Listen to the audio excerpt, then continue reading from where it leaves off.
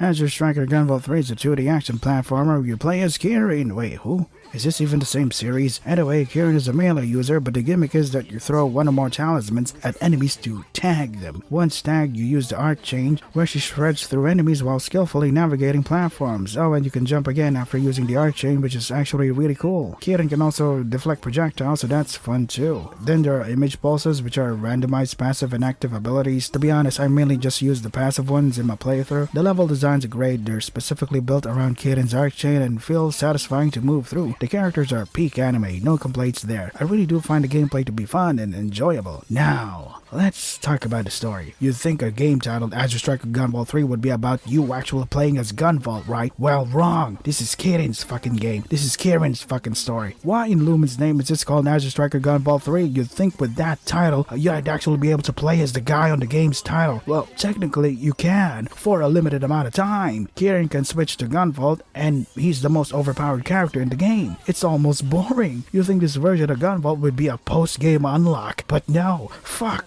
what happened here? The story goes that several decades have passed, which is fucking dumb. Why? What happened to the secret ending in Azure Striker Gunvolt 2? I thought Chao was going to be the next big antagonist. Why the fuck did they scrap that entire plot line? In this timeline, Gunvolt accidentally hurt Quinn because his Septima powers went crazy. So he gave himself up to Sumeragi. Sumeragi! You know, the evil organization Gunvolt spent 2 games fighting? What the fuck is this? Anyway, Kirin spots Primal Dragon Gunvolt going berserk. Using her talisman, she suppresses the primal powers and reverts him back to Gunvolt in dog form. Excuse me, Raider, but what the fuck? I ordered Gunvolt, not Dogvolt. Here's what I don't understand. If the talismans can suppress Gunvolt's power, why can't we just play as classic Gunvolt? You know how in Mega Man X8 you can switch between characters? That would have been awesome. I don't understand the Dogvolt thing. It's probably to sell merch, but don't we already have Lola and Lumen for that? Hell, get Null, the cute maid robot, in there. She's awesome and literally built for that kind of thing. Anyway, Kirin has a hideout and she's in a secret organization, even though she's the only one there. Which is kind of funny. One minor thing, Kirin's character portrait and art exudes a stoic calmness, so it's a real surprise that she talks constantly in this game. I don't hate it, it's just jarring. You'd think character designs would actually communicate visually what kind of person they are, but whatever. You beat bosses, they live, and then they work under Kirin. While I tried to follow the plot, there was a voice in the back of my head getting louder and louder. What the fuck happened here? Nothing actually interesting happens in the story, but that's subjective. The only thing that hooked me was the gameplay and the level designs. It all looks so cool, unless you suffer epilepsy, unless you're epileptic. Sorry. Let's talk endings. The bad ending, if you attack the weird baby thing coming out of Gunvolt just once, Gunvolt is like, killing me is the only way to save the world, and he stabs himself with Kirin's sword. I honestly wanted to feel something. There was nothing. The good ending, if you keep flinging talismans at the baby thing, Gunvolt uses a skill that should kill Kirin, but she gets revived by a Djinn. Think of it like a knockoff Lumen or Lola reincarnation. Kirin revives, you can spam talismans now, and in the end, Gunvolt talks to the weird baby, shoots up into the sky and contemplates some deep shit, and then the line says, and another life was born. It's like Integrates threw away Gunvolt and said, we don't want him anymore. This guy's your problem now. Kirin goes on with her mission to defeat bad guys or whatever, and that's where it ends. The game is fucking awesome, it's fun and addicting, but if you're a story lover like me, it's disappointing. Like, what was the point? Holy shit, Copen isn't even playable in the main game. He just gets a passing mention. The disrespect Copen gets continues, and it's honestly annoying as fuck. Kirin isn't a bad character, but it's bad that I can't play as Gunvolt in a game named after him. This godlike Gunvolt isn't the classic Gunvolt I expected. Like, what the fuck is this? This game's really fun to play, but I just can't remove this annoyance that it isn't a Gunvolt game. It's a Kirin game. Fucking hell. It should not have been called Azure Striker Gunvolt 3. It should have been called Gunvolt Chronicles Shadow Priestess Kirin, Primal Dragon, Electric Boogaloo, or fucking Dogvolt,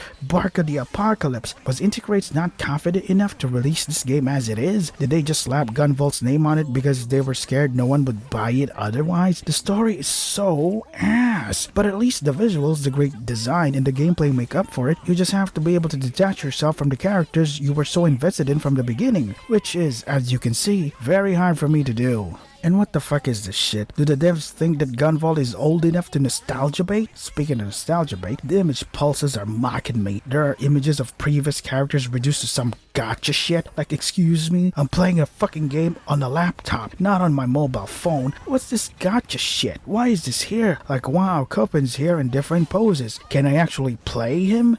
No? Fuck you then. By the way, there's this Azure Striker Gunvolt Trilogy Enhanced on Steam now. Guess what? They added a Connect X mode where you can actually play as Copen. It's got the bullet, the EX weapons from X2, but you can only play if you buy the Trilogy Enhanced Collection. Are you serious? I already own all 3 games separately. You want me to buy the same 3 games again just to play a 5-stage speedrun mode as Copen? The fuck is this money-hungry shit? This is a major kick in the balls. I was already pissed off with the overpriced DLC bosses, and now they're locking the only playable Copen content behind a rebuy. This is ridiculous. Why did this game have to be named Azure Striker Gunvolt 3? He's a sideline scrap metal like Copen and especially Lumen. Alright, Lumen. Joel gets all of Gunvolt's attention while Lumen is barely there, except in Gunvolt 2, where they merge or some shit. So Joel's technically not dead, but it's still ass. Hell, another one who barely gets a mention is Nori, Copen and Metal's cyborg maid.